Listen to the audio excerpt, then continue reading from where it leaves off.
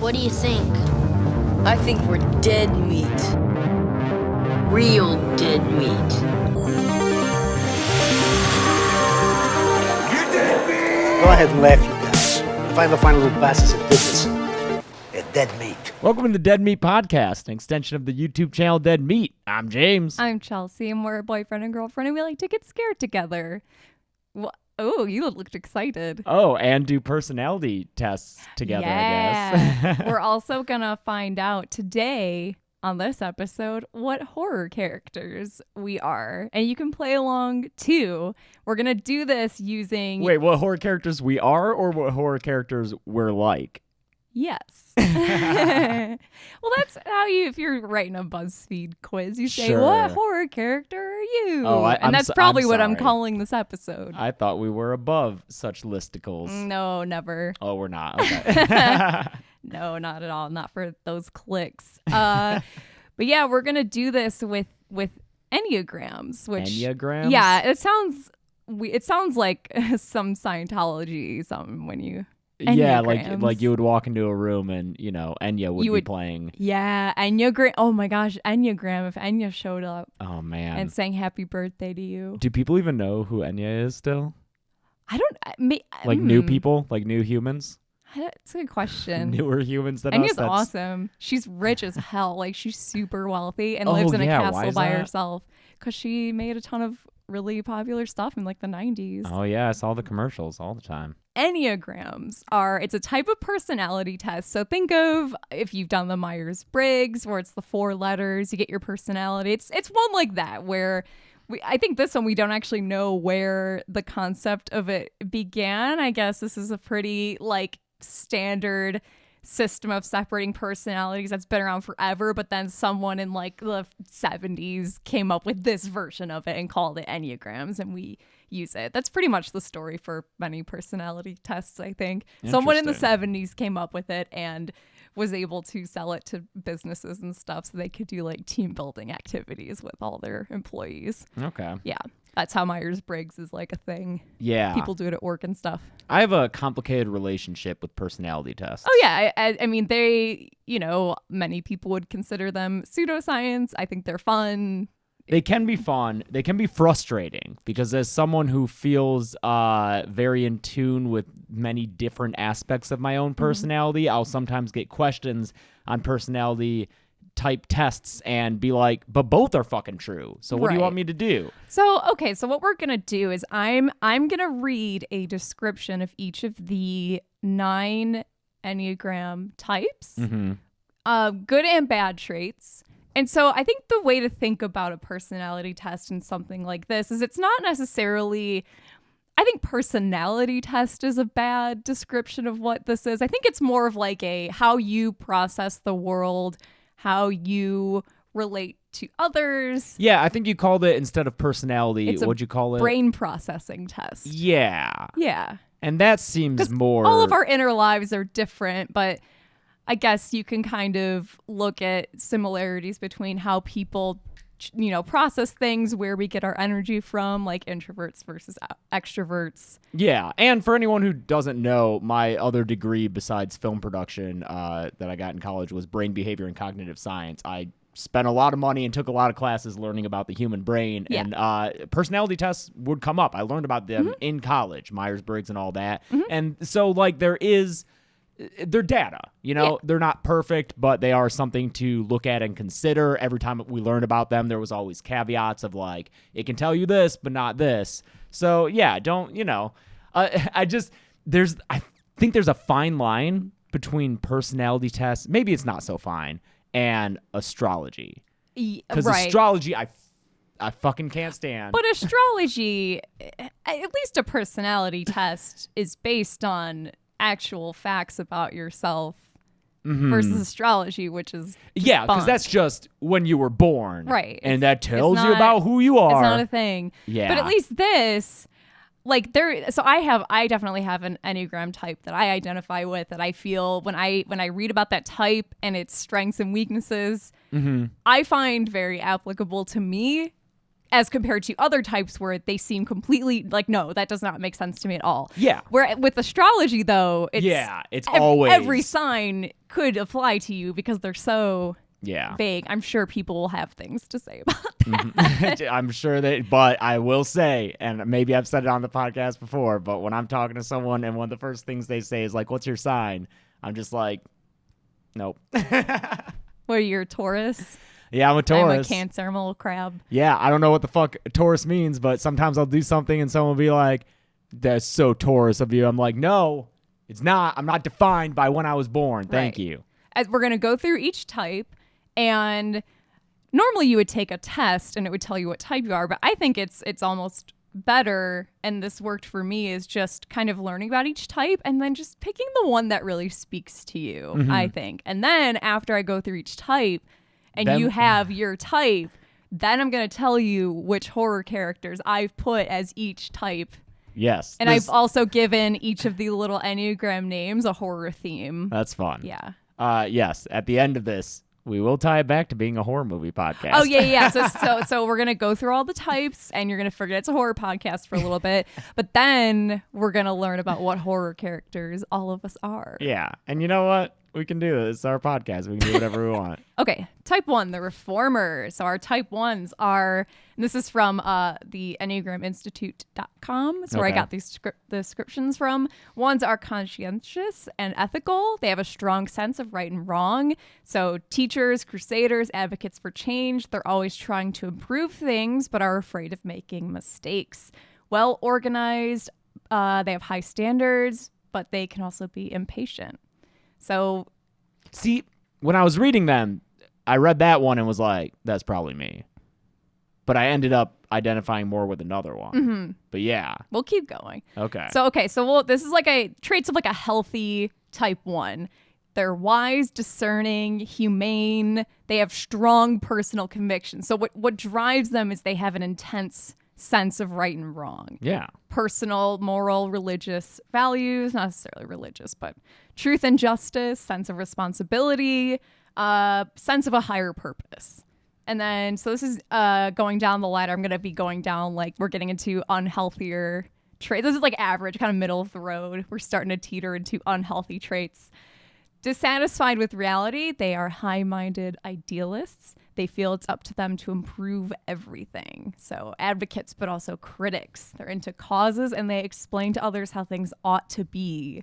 Everything has to be consistent with their ideals. They become orderly and well-organized, but also impersonal, emotionally constricted, rigidly keeping their feelings and impulses in check. They are really into correcting other people and badgering them to do the right thing as they see it. Yeah, see? So that sounds like college me, what you just read. Now this is like bad type 1s. Highly dogmatic, self-righteous, intolerant, inflexible. They deal in absolutes. They alone know what the truth is.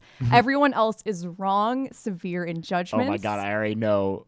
It has to be the first horror person. Oh, you know who it is. Some of these I read out loud and was like, this is this is so easy. Literally the first one. Yeah. It's fun. Yeah, you could try and kind of guess who I'm gonna. We'll go through all the types, and you can guess which horror characters we're gonna put in. Obsessive about imperfection and the wrongdoing of others. Although they may hypocritically become the opposite of what they preach, they become condemnatory towards others, punitive and cruel to rid themselves of wrongdoers. So that's the reformer. Yeah. So if you're a person with a strong sense of justice, right and wrong, you know what the truth is, maybe you're a reformer. Man, I feel so much like a reformer. Reformer. A licky boom boom down. No. Here, I'll read the helper. Okay, type 2 is the helper. Yeah, 2s are empathetic, sincere, and warm-hearted, friendly, generous, self-sacrificing. They can be sentimental and flattering and people-pleasing. And they're well-meaning and driven to be close to others, but they can slip into doing things for others in order to be needed. And they typically have problems with possessiveness and with acknowledging their own needs. So this is definitely not me. The good helpers, the good type 2s here, the helpers, become deeply unselfish and humble and altruistic, and they give unconditional love to others, and they feel it's a privilege to be in the lives of other people. So that's fun. They're empathetic, compassionate. They feel for others. And, they're thoughtful, warm-hearted. I feel like type 2s are Care Bears, pretty much. That's the mental image I have right now. Service is important, but takes care of self, too. This is the healthy number 2. They're nurturing, generous, and a truly loving person. So that's nice. As we move down the ladder, as you called it, to the average type 2, they want to be closer to others, and so they begin people-pleasing and become overly friendly and emotionally demonstrative. And, putting their emotions on display, and are full of good intentions about everything, but they can become overly intimate and intrusive. They can hover and meddle and control in the name of love, and they want others to depend on them, and even when they're giving, they expect a return. And so they, can become possessive and feel increasingly self-important and self-satisfied, like they're indispensable. Yes, overbearing. Like Lucy. Lucy's yeah, like Lucy there. Is such a type 2. No, probably not. What's the selfish one? That's her. And then bad type 2s, bad type 2s. So I feel like most of the horror people will be naming. They are falling into the bad. Yes, that's why I included the negative traits, because those are the ones where you kind of start to get a sense of what type of character I'm picking. Yeah. And it's fun, too, because every personality trait can be used for good or bad. Oh, I think that's a general rule in life. I think looking at the bad traits of each of these is actually the way to go in terms of picking which type you are. Yeah, because you know your own faults. Because it's easy to read a list of good things and think those are all me. I'm awesome. Yeah, exactly. But if you read the bad ones and are true to yourself, and you know, like, oh, I do have a tendency to like judge others. Yeah. So the bad type 2s, which are the helpers, can be manipulative and self-serving and instill guilt by telling other people how much they owe them and make them suffer. They abuse food and medication to stuff feelings and get sympathy. They undermine people and make disparaging remarks and are self-deceptive about their motives and how selfish their behavior is. They can be coercive and feel entitled to get anything they want from other people, and they can just excuse and rationalize everything they do because they feel abused and victimized by other people and are bitterly resentful and angry. Yeah. Type 2s. Type 3. Yes. The achiever. Mm-hmm. And this is your This type. is probably me. I think this makes sense. I feel like this is most me, but I still feel pretty close to those ones. There's other types I look at where I think, oh, this makes sense for me. But then I think overall, the type I think I am is more, I think this is me, but let's see. Let's see. 3s are self-assured, attractive, and charming. Ambitious, competent, energetic. They can also be status conscious and highly driven for advancement. Diplomatic and poised, but overly concerned with image and what others think of them. They typically have problems with workaholism and competitiveness. At their best, self-accepting, authentic, everything they seem to be, role models who inspire others. So here's our good type 3s. Yeah, good 3s. Self-accepting, inner directed and authentic, modest, charitable. They have a fullness of heart. They're gentle, energetic, and they have high self-esteem. They believe in themselves and their own value. I think you are someone who has high self, and that's not a bad thing. That's not a bad thing at all. But that's something where, like, for all the time we've been together, is like, that's for me a good person to be with. Yeah. Someone who has high self-esteem. Sure. Because we'll read about my type. They're adaptable, charming, gracious. They're ambitious to improve themselves and to be the best they can be. And they are just highly effective people. People are motivated to be like them. It's that ambitious to improve themselves, to be the best they can be. That's what speaks to me the most, I guess. Yes. Yeah. Moving down the list, they are highly concerned with their performance and terrified of failure, compare themselves to others. Oh, yeah. They are careerists, social climbers, invested in exclusivity and being the best. They begin to package themselves according to the expectations of others and what they need to do to be successful. They want to impress others with their superiority. Narcissistic, grandiose, inflated notions about themselves and their talents. Arrogance and contempt for others is a defense against feeling jealous of others. Yeah, so some of those things I can recognize from like earlier in my career back before we were as successful as we are now. Thank you to everyone listening. But yeah, definitely that comparing self with others and, just like really everything is like, how can I make this, tune this to be more successful? Now here's our bad. I know, and the people who I associate with these traits are not people I want to be associated with, but... Oh man, yeah, you're in fun company, type 3s. They fear failure and humiliation. They can be exploitive and opportunistic. Covetous of the success of others and willing to do whatever it takes to preserve the illusion of their superiority. Devious and deceptive so that their mistakes and wrongdoings will not be exposed. Untrustworthy, maliciously betraying or sabotaging people to triumph over them. Delusionally jealous of others, they become vindictive, attempting to ruin others' happiness. Relentless, obsessive about destroying whatever reminds them of their own shortcomings and failures.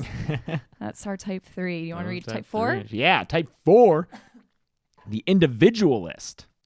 So 4s are self-aware, sensitive, and reserved.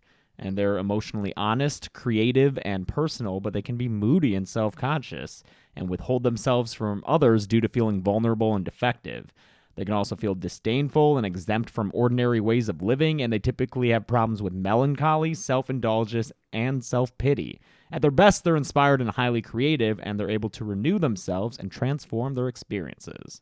Okay, so good type 4s, individualists, are profoundly creative, and they're inspired and self-renewing and regenerating, and they can transform all their experiences into something valuable. They're self-aware, introspective, and on the search for themselves, and they're aware of feelings and inner impulses.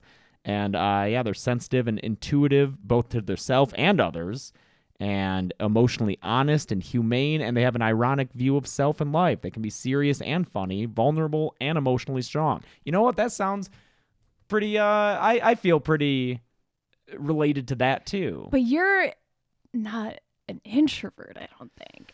You know? That's always up for debate, I think whether I'm an introvert or not. These types are more, they're loners, you know? Think so? Yeah. But it's the sensitive and intuitive both to self and others. But I don't think you pity yourself. I don't. Hardcore as this type I can don't fall. I don't think myself. that's that's what I mean is like looking at the flaws of each type.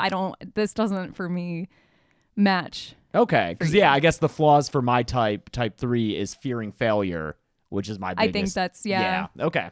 Average type 4 individualists, they take an artistic, romantic orientation to life and create a beautiful aesthetic environment to cultivate and prolong personal feelings. And to stay in touch with their feelings, they interiorize everything, and they take everything personally and can become self-absorbed and introverted and moody and hypersensitive and shy and self-conscious, and they may stay withdrawn to protect their self-image. And gradually think that they're different from others and feel like they're exempt from living as everyone else does and can become melancholy dreamers. Bad type 4 individualists, when their dreams fail, they become self-inhibiting and angry at themselves and depressed and alienated from themselves and others and blocked and emotionally paralyzed. Yeah, this doesn't sound right. Tormented by delusional self-contempt, self-reproaches, self-hatred, and morbid thoughts. Oh, poor type 4s. I know. Everything's a source of torment. It's mankind. Blaming others, they drive away anyone who tries to help them. Despairing, they feel hopeless and can become self-destructive. And you mean mankind, the wrestling persona of Mick Foley, not like mankind overall. Correct. Correct.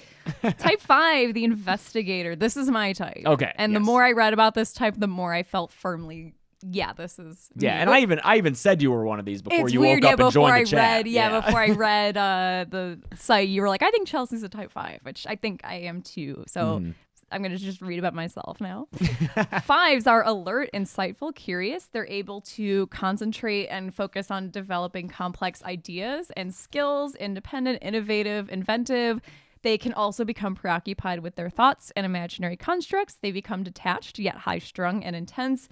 They typically have problems with eccentricity, nihilism, and isolation. At their best, visionary pioneers, often ahead of their time and able to see the world in an entirely new way. Ooh. So let's read about good investigators, type 5s. Good investigators. So they broadly comprehend the world. They find new ways of doing and perceiving things, observe everything with extraordinary perceptiveness and insight, curious, are able to become engrossed in what's caught their attention. They attain skillful mastery of whatever interests them.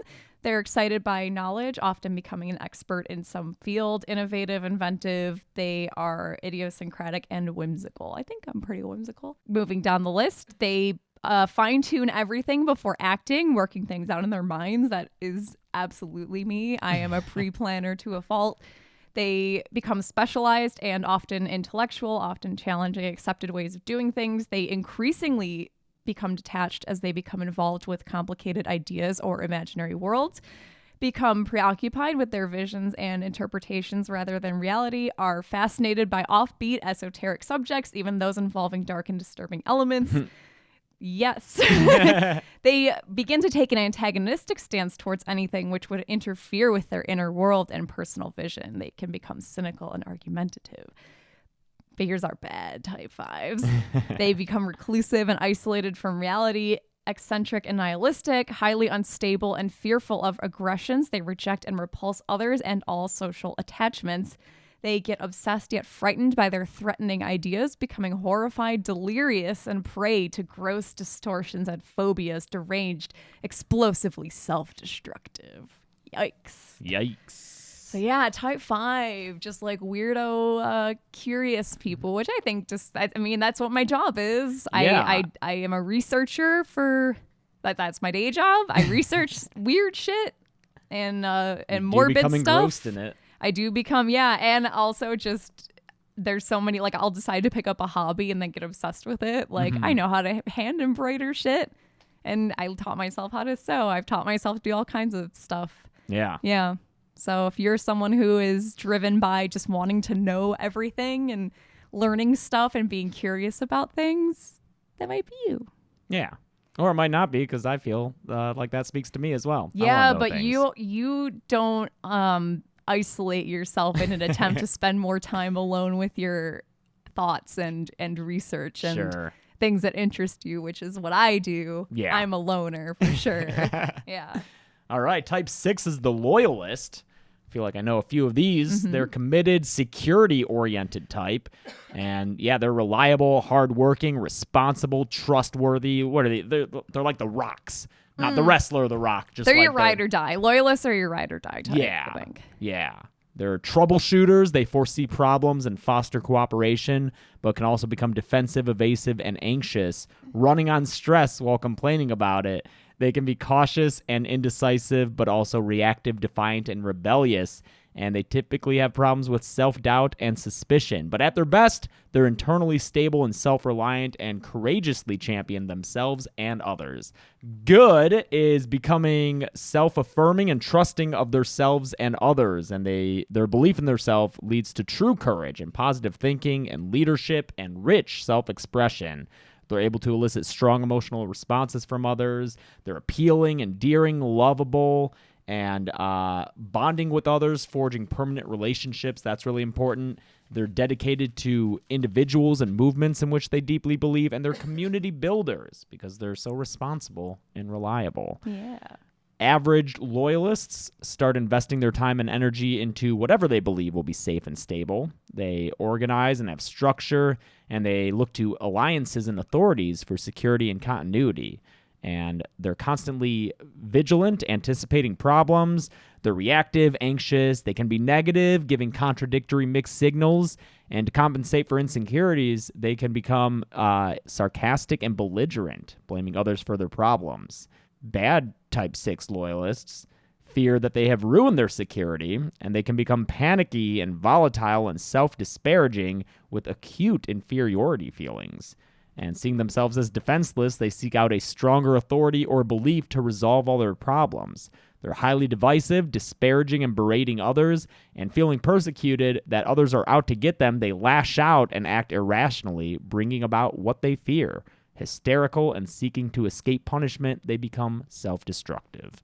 Some of these types were harder for me to pick characters for than others. This was a harder one. That was a harder one? But once I kind of broke what type of horror character makes sense for me for this, I was able to think of a few. Interesting. Yeah, I'm very curious to see your explanations for your picks. And and if you disagree with me, please do tell. Type 7 is our enthusiast. Type 7 is fun. Type 7 is one where... Oh, this was all of our friends. We were like, oh, I might be a 1 or like a 4. But we're not no type. one None of said us are type 7. Yeah, our like close-knit group of friends. None of us are these type... extroverts. But I think the descriptions of this made me laugh because there's some characters that you'll instantly, I think of. So here we go. They're extroverted, optimistic, versatile, and spontaneous, playful, high-spirited, and practical. They can also misapply their many talents, becoming overextended, scattered, and undisciplined. They sound like dogs. A little bit, yeah, like the golden retriever Yeah. of the they seek new and exciting experiences, but can become distracted and exhausted by staying on the go. They typically have problems with impatience and impulsiveness. At their best, they focus their talents on worthwhile goals, becoming appreciative, joyous, and satisfied. So our healthy type 7s, they assimilate experiences in depth, making them deeply grateful and appreciative for what they have. They are awed by these simple wonders of life. They're joyous, ecstatic, highly responsive, excitable, enthusiastic about experiences. They are our most extroverted type. They find everything invigorating. They're lively, vivacious, eager, spontaneous. They easily become accomplished achievers, and they do many different things well, multi-talented people. Moving down the list, our average, as restlessness increases, they want to have more options and choices available to them. They become adventurous and worldly wise, but less focused, constantly seeking new things and experiences. They're unable to discriminate what they really need. So they become hyperactive, doing and saying whatever comes to mind, storytelling, flamboyant exaggerations, witty wisecracking, and performing. They're self-centered, materialistic, and greedy, never feeling that they have enough. They can become hardened and insensitive. So our bad type 7. Yeah, bad type 7s. They're desperate to quell their anxieties, impulsive, infantile. They don't know when to stop. Debauched, depraved, dissipated escapists, offensive, and abusive, in flight from self, acting out impulses rather than dealing with anxiety or frustrations.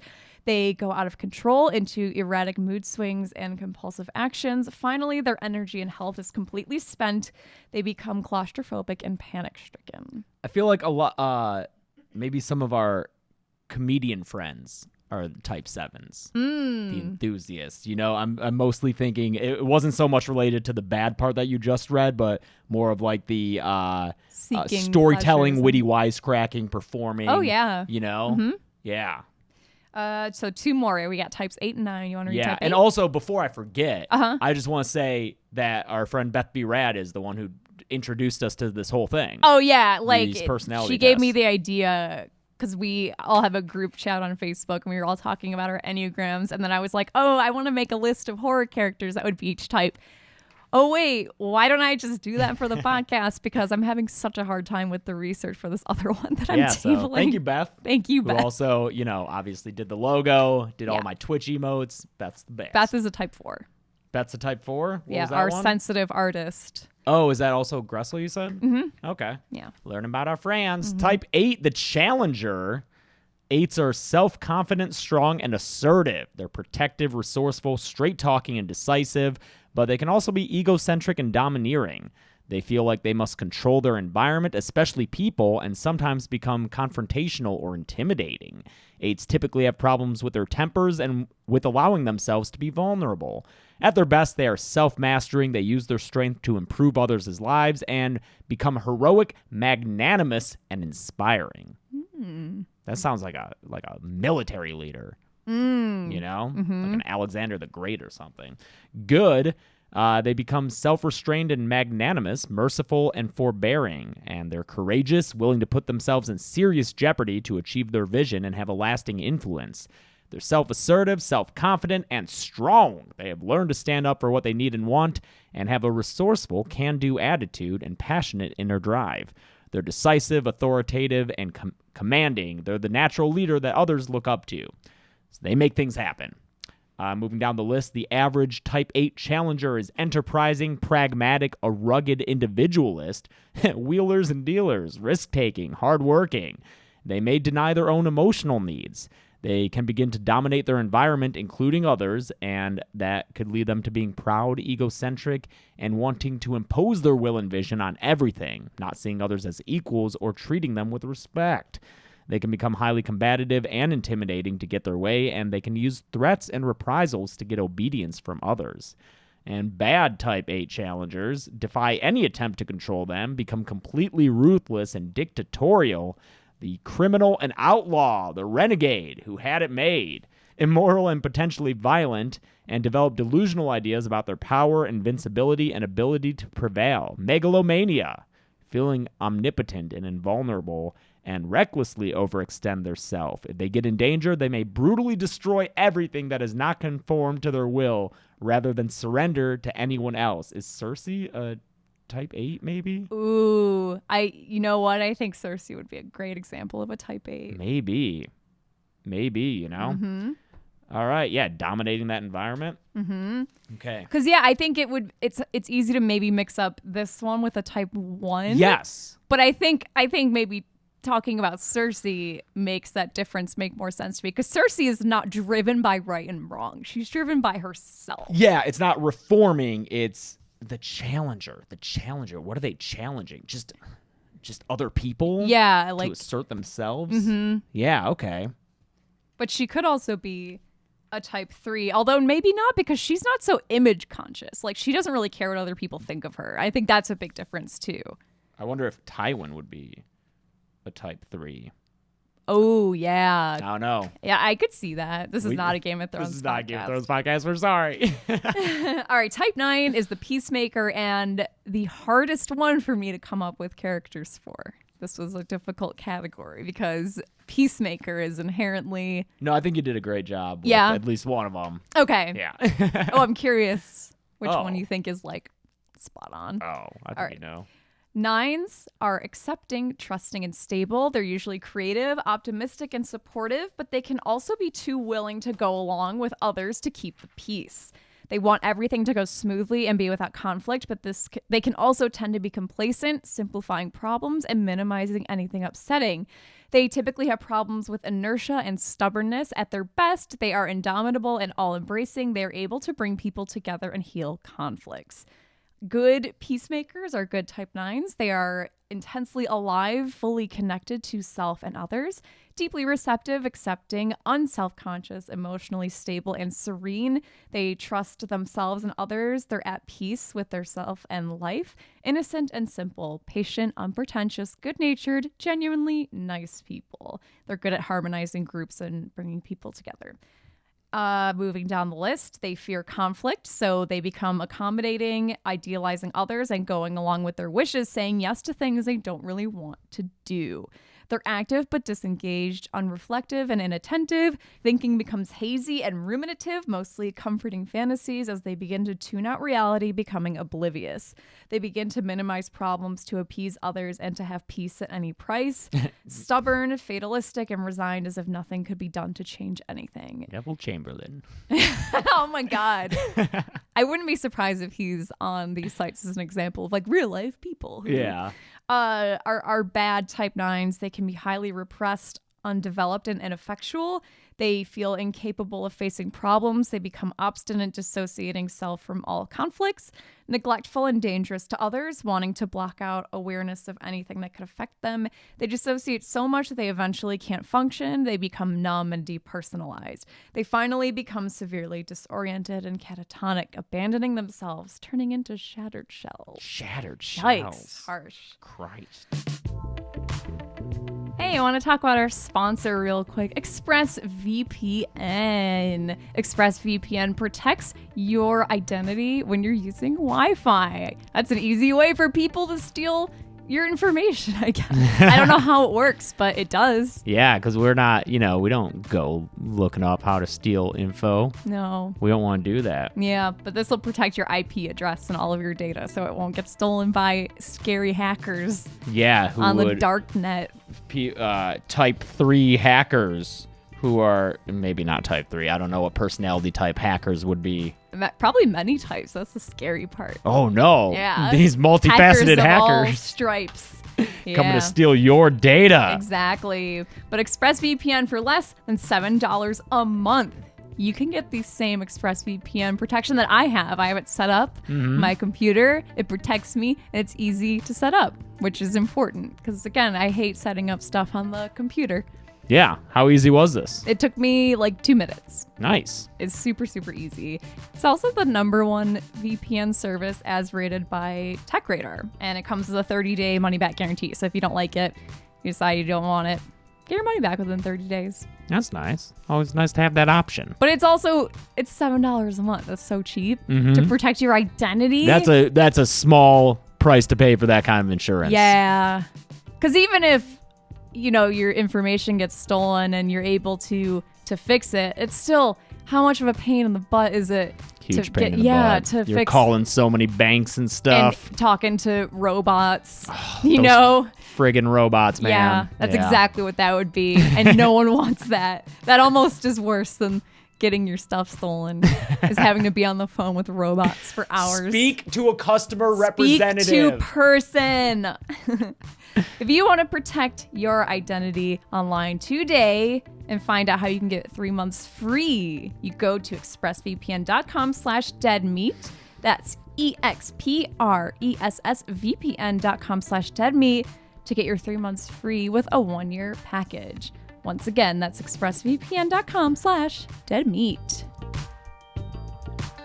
All right, so let's sum up each type because we went through so many of them. Yeah. And maybe you've listening to all of us, you're still not sure. Maybe we'll go down the list once more. Okay. Quickly. Okay. So our and I also gave, because all of them are the reformer, the achiever, blah. I gave them horror nicknames. Yeah, too. the names given are kind of like the positive aspect of them, and I feel like you tapped into the negative aspect. Yeah, I gave them their kind of villainous, their horror movie equivalent. Yeah. So type 1s, which they call the reformer, you have named the vigilant. Yes. The vigilante? The vigilante. Oh, yes. They are rational, purposeful, and idealistic. These are the people who have really strong senses of right and wrong. They want everyone to live by their rules, right? They're high standards and can be like picky critical of others. So number 1, come on, listeners, you know who the fuck it is. It's that motherfucking John Kramer. It's John Kramer. That John Kramer motherfucker. is the most essentially he is the most perfectly distilled, unhealthy type 1. I don't need your help, and I can tell you still don't understand. Those who don't appreciate life do not deserve life. Self-righteous, intolerant, inflexible. Yeah. They know the truth. Everyone else is wrong. Yeah. Yes. And he becomes what he is. Yeah, he's a giant hypocrite. He's murdering people to prove his point. Yeah, he's perfect. I also put the Toxic Avenger. I put Toxie, but I think Toxie is still running around murdering people, but he's more of a healthy type 1 than John He's Kramer. healthier than John Kramer. Yeah, that's for sure. But yeah, our Toxic Avenger, yeah, he's driven by his sense of right and wrong. And then I also put Sam from Trick or Treat. I think Sam is a perfect example of a type 1. Yes, that dogmatic belief in Halloween. what Halloween These has are the to rules be. of Halloween. And he also, when someone doesn't obey the rules of Halloween, he freaks out and he's crawling around on the ceiling and stuff. Yeah. That's our type 1. So you might be, the vigilante is who I put for our type 1. Yes. They're taking the law into their own hands. That's good. With maybe Maniac Cop. Maniac Cop I was thinking of too. Yeah. Mm-hmm. That's fun. Yeah. Yeah. If you can think of others. Yeah. I would love to see the comment section filled with, I think that more type 1s include these people from horror movies. That'd be a lot of fun. Yeah. Our type 2 is the helper. So our type 2s are very when they're healthy, they're selfless. They live to serve other people. They take care of other people. Possibly to the detriment of their own needs. Yes, exactly. Okay. Yeah, they put others above themselves. When you're an unhealthy type 2, I think it's you're doing favors for other people so you can get something in return. Yes, that manipulation. Yes, you're being good to someone so that later you can say, look at what I've done for you. Yeah, it's guilting them. This is what you owe me in return. Exactly. So I think your second one here is the perfect example. Yes. We haven't really covered this on the channel at all, but Annie Wilkes from Misery. And by the way, the nickname I've given the type 2 is the evil nurse. Mm-hmm. I think is a perfect. That's nice. Yeah, so I've Annie Wilkes from Misery. I feed you, I clean you, I dress you, and what thanks do I get? Oh, you bought the wrong paper, Annie. I can't write on this paper, Annie. Well, I'll get your stupid paper, but you just better start showing me a little more appreciation around here, Mr. Man. Yeah, the obsessive fan who kidnaps the Stephen King stand-in character. Rescues him because he got into a car crash. That's right, she does rescue him. She nurses him back to health, and I guess even in the book, I was reading her character. I haven't read the book, but I guess that she, one of her characteristics is that she overindulges in food. She like eats a ton, and that I left that in the description of a type 2. Oh, I guess we did discuss her once before on the podcast because we weren't sure what was movie and what was book as far as the hobbling. I think she's a perfect example. Like, I've taken care of you, nursed you back to health. Therefore, you owe it to me to rewrite the ending of your book so that my favorite character doesn't die. Yeah. Right. I also have Asami Yamazaki from Audition. I think is a perfect type 2. And now you have Norman Bates here. Yeah, I wasn't sure about this, but I think it makes sense because Norman is very. He deflects everything. Like he is a caretaker. He runs the motel and he takes care of Marion Crane when she shows up and is very accommodating and sweet and seems to put others above himself. Why don't you go away? I couldn't do that. Who'd look after her? She'd be alone up there. The fire would go out. It'd be cold and damp like a grave. If you love someone, you don't do that to them even if you hate them. His villainous streak, like what he's motivated by is murdering women who he is attracted to, but he is doing it for his mother, right? Like mother is jealous, therefore I must murder these women. I don't know. Like that one was, I mostly put him because I didn't want to have 3 female characters. Yeah, especially with the evil nurse. It was interesting realizing that it was mostly female villains that fit this archetype of like smothering villain. And so I thought maybe Norman would fit. Because what's the, I can't believe I can't remember the title of the book that we read and the HBO series with Amy Adams. Oh, not Big Little Lies. Sharp Objects. Yeah, Sharp Objects. And then the mom in that. Munchausen's. Munchausen's is a good, yes. I think Munchausen's, even Munchausen's by proxy where you're making someone else sick. That's what that is in Sharp Objects. But, that's a good, that's like the most unhealthy incarnation of this. It's that Munchausen's, it's making yourself ill or making someone else ill in order to take care of them so that they owe you. Yes. Yeah. Type 3, and this is your type? Type 3. All right. Type 3 is the achiever, but my horror equivalent, it's like dark face is the tyrant. I couldn't think of, I was like the dictate. No, like that's not right. Yeah. Sociopath. I don't know. A little bit. But I put the tyrant, and I think it'll make sense once we kind of reveal the character. So just to recap, the achiever the tyrant is success-oriented, driven, and image-conscious. They're social climbers. They want to be their best selves, the best they can be. And our characters that I picked for type 3, I have Patrick Bateman. I think Patrick Bateman is like the most perfect unhealthy type 3. Look at that subtle off-white coloring. The tasteful thickness of it. Oh my God. It even has a watermark. Something wrong? Patrick? You're sweating. Connell Cochran from Halloween 3. Yeah. Right? What was your reasoning here? Well, he is the head of a business and cultivates this image of family friendly, like essential to Halloween. Everyone knows Silver Shamrock. People are pumped as hell to visit the factory and get a tour. He has this image of basically being a Willy Wonka of That's true. of Halloween shit. And he wants to take over the world. Well, not take over the world. Yeah, that's the thing is I think okay, sure. I see where your issue is because his whole thing is I want to bring back what my idea of Halloween is. Yeah, it's like a dogmatic belief. It's Interesting. So I think maybe on the surface he might be a type 3. But you think more deeply when we find out his real motivation, motivation, which is people, it's basically what people have bastardized this holiday that is from my ancestry, and I want to punish them for commercializing Halloween. Sure. Interesting. Yeah. So Okay. that might be like a type 1 reformer. I don't know. Yeah. But definitely, yeah, his outward appearance, I could see being an achiever. And then the third person you have is Helena Marcos. I have Helena Marcos, I think, Suspiria. is a type 3. Do you think from both movies or Yeah, both versions? because she is the head of this witch coven, and she's just motivated by power. Trying to think of any other. Just glancing around at my what would Predator be? That it was some like there's a lot of horror Because what would characters. Freddy be? You know, do you have him listed? I do as have anything? him listed Oh, here, okay. yeah. I was gonna say some people can't. Well, yeah, that's the thing is like some people I'm like I don't like the xenomorph. You can't add the Yeah, that's just an animal. right. Yeah. I don't. Yeah. Trying to think of other basically like evil businessmen are like a good type 3, but I think Patrick Bateman is so perfect. Maybe the dude who is surprisingly not a villain in Gremlins 2.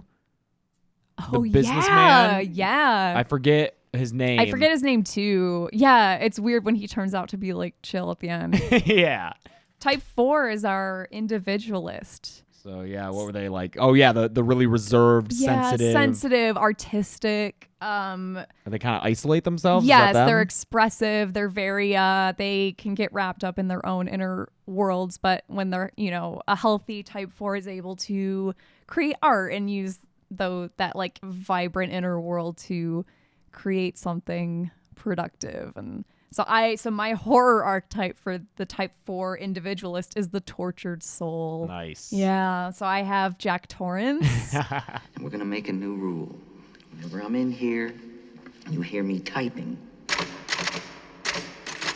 Whether you don't hear me typing, what the fuck you hear me doing in here, when I'm in here, that means that I am working. That means don't come in. Now, do you think you can handle that? I have the Phantom of the Opera, basically any version, but yeah, our classic, even just the Lon Chaney version. I think you have the type 4 up. I think there's something about when they lash out at others, they refuse help. I think of Christine taking off his mask and he gets angry. Oh, nice. Yeah, and I have Buffalo Bill as our type 4. Yeah. He has this version of himself that he wants to be.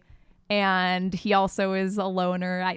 All three of these characters at some point are hunched over their tool, their works. Yeah. Yes, exactly. Type 5 Which is your the type. investigator. This is mine. They're perceptive, isolated, and cerebral.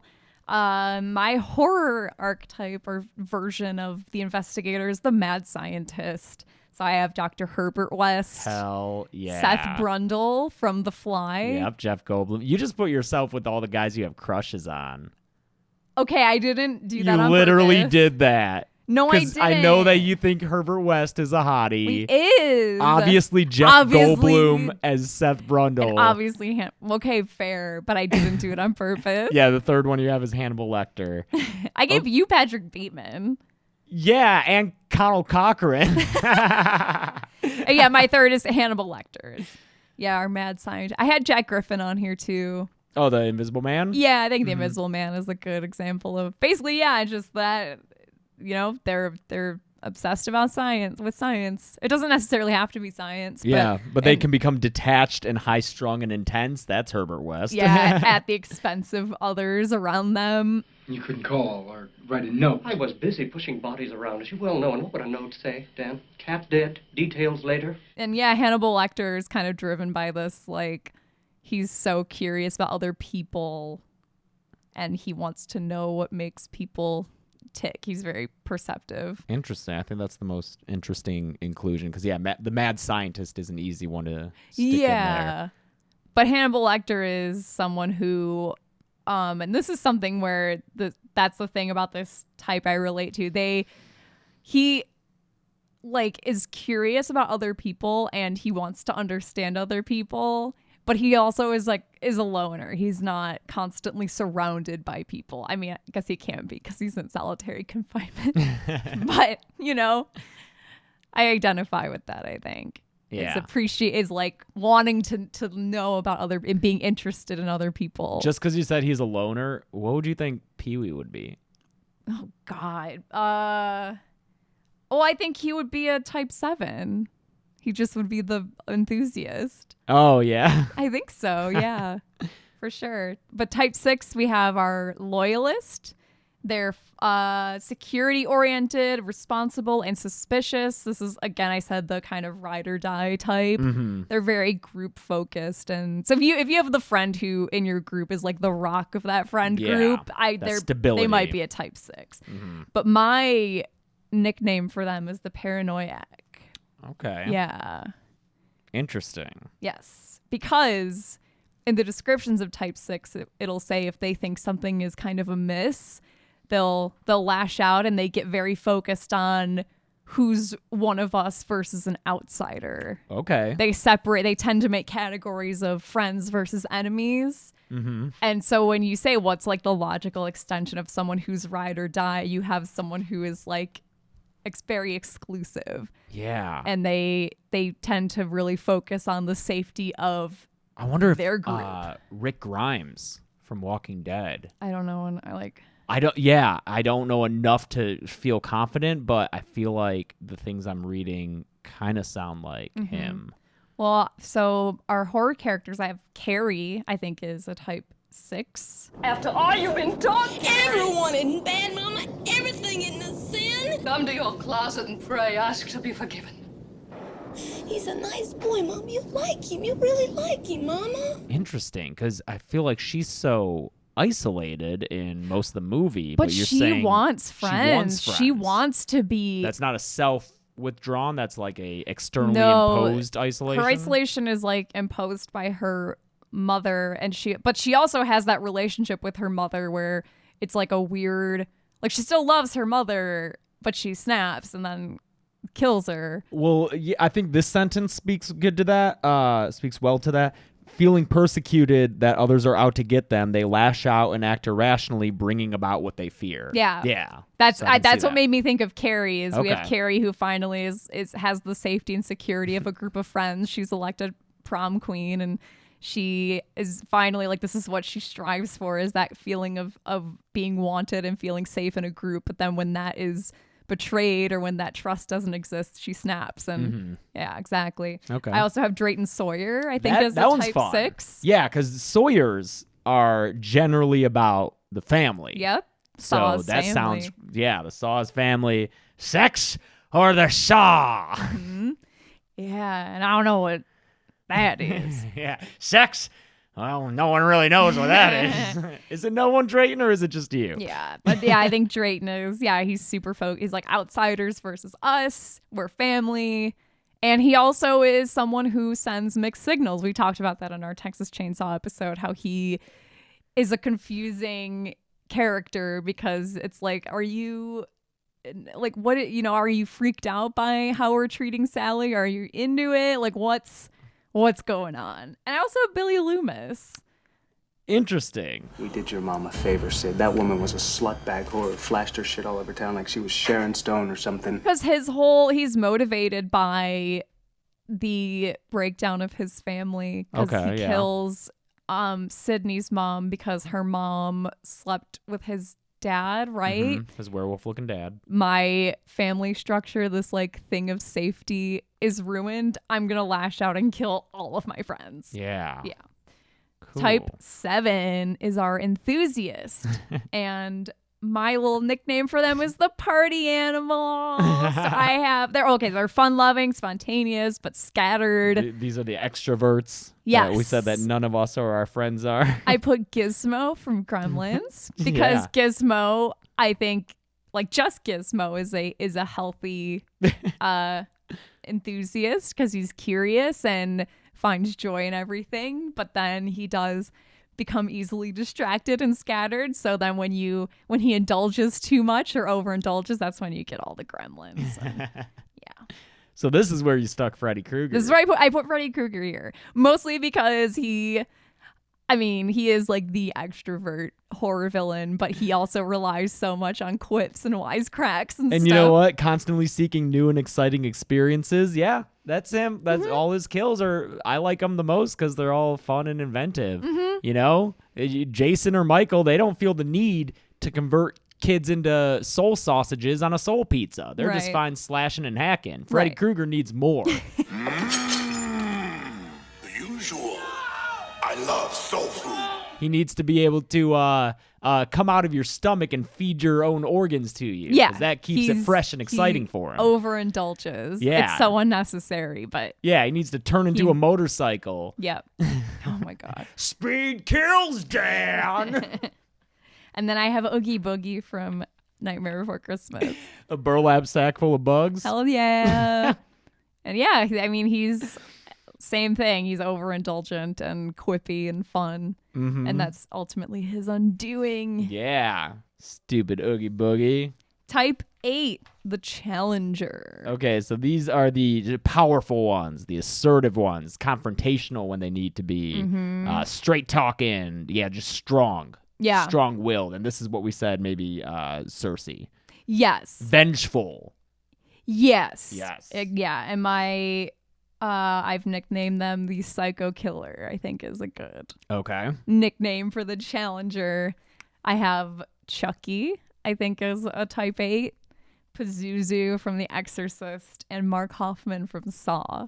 Okay. Hoffman, I can definitely see that. Yes, he's very vengeful. That's the whole thing. Yeah. He first takes up Jigsaw's MO to get vengeance. And I think the reason he works so well is because he's such a different person than Jigsaw is, because Jigsaw's doing it out of some like wacky concern for people, and there's some moral motivation there, but Hoffman is just like doing it to get people out of his way. Dude, Amanda would be a loyalist, type 6. Oh, yeah. Yeah. Amanda Young for sure. Like, suspicious of others. Yeah. And, like, that ride or die. Self-destructive. She literally was originally taken in because of her self-mutilating ways. Yeah. Wow. Okay, self-harming ways. Yeah. But yeah, Hoffman for sure, because he like anyone who gets in his way, he's gonna, kind of mow down. That's why I have Chucky too, because Chucky has like no regard for he has no attachments, even to like Tiffany. I don't, they're. So you don't think Chucky would be that 7 with Freddy, the party animal, the enthusiast? No, because Chucky's funny, but that's not how he copes with stuff. Okay. I think Chucky is so much less. I don't know. I just think Chucky's so much more cold-hearted than Freddy is. Ooh. I don't believe it. I just don't believe it. The first person I let in on my little secret was a 6-year-old kid. I'm gonna be 6 years old again. Well, John, it's been fun, but I gotta go. I have a date with a 6-year-old boy. The criminal and outlaw. The renegade. Exactly. Yeah. Okay. Yeah. And cool. Then you have Pazuzu. Yeah, because Pazuzu is ultimately possessing a kid's body and is like, doing whatever it takes to get his way. I think it's just someone who, these are characters that have like no regard for other people, and they're out for themselves. They're not really motivated by anything except themselves. Do you have because I'm seeing on this list you don't have Jason or Michael? No. Two of the big ones. I'm curious if you think, because those I didn't even think about really, because they're hard. Like they're just so I mean, I could see Jason as a loyalist just because of the thing with his mom. I was trying to put Pamela in here somewhere, and I thought I couldn't think of a.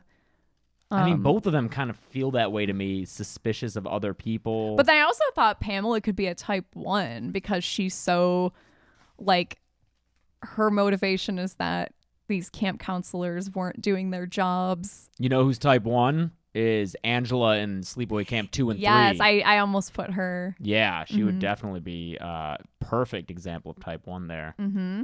Type 9 is the peacemaker. I think this one was difficult, but once I kind of cracked what type of horror character this was, I was able to come up with some. These are people who are like the non-confrontational. They're not. Yeah, they want everyone to just chill out. Yeah. They're the peacekeepers. They want everyone to get along. Then can sweep things under the rug. It's like avoid confrontation at all costs. Exactly. Anything to make things revert to peace and the norm. I think. So I've nicknamed them the accomplice. Ooh, okay. Yeah. That's fun. Yep. Well, I think your first one's the perfect example. Leatherface is our type 9. He's the peacekeeper, which at first you might think, what the fuck are you talking about? He's like he's our murderer running around with a chainsaw, but if you look at how he fits in with his family, and especially even more so in the sequels, you get he cries so much. He's like a horror villain that cries the most, maybe.